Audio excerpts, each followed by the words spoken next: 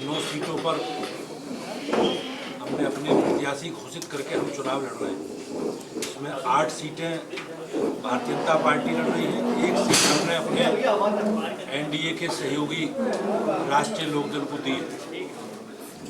आज कानपुर में सीसामऊ विधानसभा के उपचुनाव में आज कार्यकर्ताओं की बैठक में हम लोगों ने सारे विषयों की चर्चा की है संगठन की दृष्टि से, जो हमें 20 तारीख तक जो काम हम लोगों को करने हैं। भारतीय जनता पार्टी हमारा एक कार्यकर्ता आधारित जन संगठन है और हम अपने कार्यकर्ताओं के आधार पर ही, चाहे चुनाव हो चाहे हमारे कार्यक्रम और अभियान हो, हम लगातार अपने कार्यकर्ताओं के माध्यम से ही इन विषयों पर काम करते रहे हैं। मुझे विश्वास है कि हमारा एक कोई कार्यकर्ता हमारी सरकार का जो रिपोर्ट कार्ड है, चाहे केंद्र की सरकार हो चाहे राज्य सरकार हो, जो हम लोगों ने काम किए हैं उन कामों को लेकर हम लोग जनता के बीच में हैं और मुझे विश्वास है कि हम लोग सब मिलकर घर घर जाएंगे और उत्तर प्रदेश की महान जनता का आशीर्वाद इन चुनावों में भारतीय जनता पार्टी के सभी प्रत्याशियों को मिलेगा। और सीसामऊ उपचुनाव में लगातार अतीक अहमद और मुख्तार अंसारी का नाम सामने आ रहा है। भाजपा क्या सिर्फ अपराध के मुद्दे पर ही चुनाव में जा रही? निश्चित रूप से हमारी सरकार ने जो काम किए, अपराध और अपराधियों के प्रति हमारी सरकार का, हमारी पार्टी का जो दृष्टिकोण है, उस दृष्टिकोण को हम लोग परिलक्षित हमारे व्यवहार में होता है। आज अपराध उत्तर प्रदेश में बिल्कुल न्यूनतम स्तर पर है और अपराधियों और अपराध के प्रति सरकार का जो कठोर व्यवहार है वो हमारे व्यवहार में भी दिखाई देता है। मुस्लिम बड़ी संख्या में सीसामऊ सीट पर है, लेकिन भाजपा पूरी तरीके से आक्रामक है, कह रही है कटोगे तो बटोगे। तो लगता है कि मुस्लिम वोटर ऐसे बयानों से भाजपा को वोट करेगा? हमारी पार्टी, हम सब लोग हमेशा सामाजिक समरसता और सामाजिक सद्भाव की बात करते हैं। हमारी पार्टी का संकल्प है सबको साथ लेकर चलने का, माननीय प्रधानमंत्री जी ने भी कहा है। और ये विपक्ष के लोग समाज को जाति, भाषा, क्षेत्र के नाम पर बांटते रहे और देश को कमज़ोर करने का जो षड्यंत्र है इसके पीछे, ये देश के इस कमजोरी षड्यंत्र को प्रदेश की जनता अब समझ चुकी है। इनके एजेंडे को उसे पूरा नहीं होने देगा। वैसे पिछले काफ़ी समय से सीसामऊ में भाजपा नहीं है और वही जीत रहे हैं। कल मुख्यमंत्री जी भी काफ़ी जोश में से कह रहे थे हम जीते, आप सब भी कह रहे हैं, तो क्या गणित है? जरा सो गणित बताइए। निश्चित रूप से जैसा मैंने कहा, हम लोग, हमारा कोई गणित नहीं, हम पार्टी हमेशा अपने कार्यकर्ताओं के माध्यम से अपना, हम सरकार में हैं तो हमने सरकार में जो पिछले 7 वर्षों में काम किया उसका पूरा लेखा जोखा लेकर, रिपोर्ट लेकर हम जनता के बीच में रिपोर्ट कार्ड लें।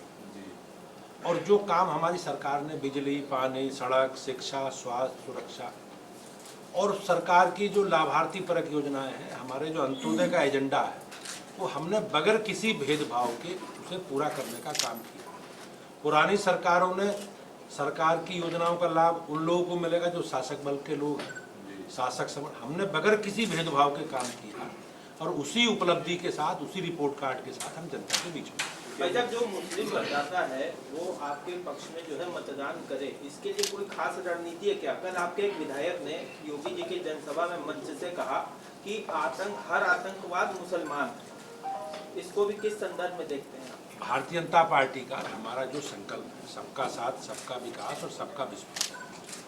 आज भारतीय जनता पार्टी देश की सबसे बड़ी राजनीतिक पार्टी है। हम देश की सबसे अधिक सदस्यों वाली पार्टी। हमारे देश में सर्वाधिक विधायक हमारे हैं, सांसद हमारे हैं, मेयर हमारे हैं, जिला पंचायतों के अध्यक्ष हमारे हैं। मतलब लोकतांत्रिक प्रक्रिया में सर्वाधिक अगर कोई सबसे शक्तिशाली दल है तो भारतीय जनता पार्टी। और हमें सबके वोट मिले हैं, सबका समर्थन और सबका इसलिए भाजपा को मिल रहा है। और हमारा जो संकल्प है सबका साथ, सबका विकास और सबका विश्वास, उसके आधार पर हम लोग आगे बढ़ रहे हैं। धार्मिक आधार पर, सामाजिक आधार पर, जाति के आधार पर, भाषा के आधार पर बांटने का काम और देश को कमजोर करने का काम हमें हमेशा विपक्षी दलों ने किया है। हम लोग सामाजिक समरसता की बात करते हैं और सामाजिक सद्भाव की।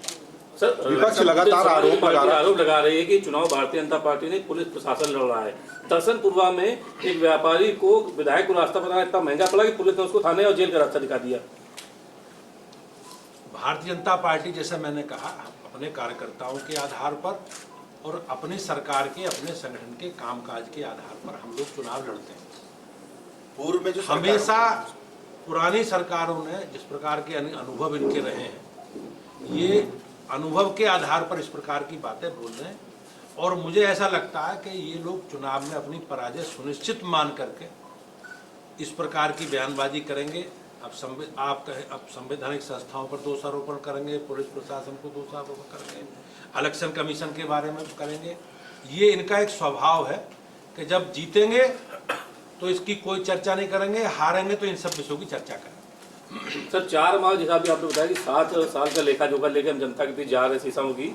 अभी 6 माह लोकसभा चुनाव में भी 6.5 साल का ब्यौरा ले गए थे, लेकिन इसी विधानसभा में 26.5 हज़ार का अंतर है। काट की हांडी बार बार नहीं चढ़ती, और जो विपक्ष का एक नेगेटिव एजेंडा था जनता को गुमराह करने का, उस एजेंडे को जनता समझ चुकी है। आपने देखा होगा हरियाणा में चुनाव हुए, भारतीय जनता पार्टी को एक व्यापक जनादेश विधानसभा में लोगों ने दिया है। तीसरी बार हमारी सरकार बनी, और उत्तर प्रदेश में भी 9 सीटों पर उपचुनाव है। मुझे विश्वास है कि जिस प्रकार का रेस्पॉन्स है, हमारे कार्यकर्ताओं में उत्साह है, 9 की 9 सीटें बड़े अंतर से भाजपा जीतेगी। अच्छा, कांग्रेस कह रही है कि भाजपा ने अलीगढ़ मुस्लिम यूनिवर्सिटी को अल्पसंख्यक का दर्जा देने का वादा किया था, लेकिन आज वो पलट गए। मुझे उसकी जानकारी नहीं है, दानिश अली कह रहे हैं। उसका मुझे इसकी जानकारी नहीं है, लेकिन वो केंद्रीय विश्वविद्यालय है और संवैधानिक व्यवस्था में जो आरक्षण की बात है, उन सभी केंद्रीय विद्यालयों में आरक्षण की व्यवस्था हो, ये भारतीय जनता पार्टी के हम लोग हमेशा कहते रहे। जहाँ तक कांग्रेस का विषय है, कांग्रेस को अब कोई प्रदेश में कोई भूमिका उसकी है नहीं, और उनके सहयोगियों ने भी साइकिल से उन्हें अलग कर दिया है। तो कांग्रेस की जो स्वीकारता है, कांग्रेस की जो उत्तर प्रदेश की राजनीति में भूमिका है, उसे कोई अब संज्ञान लेता नहीं।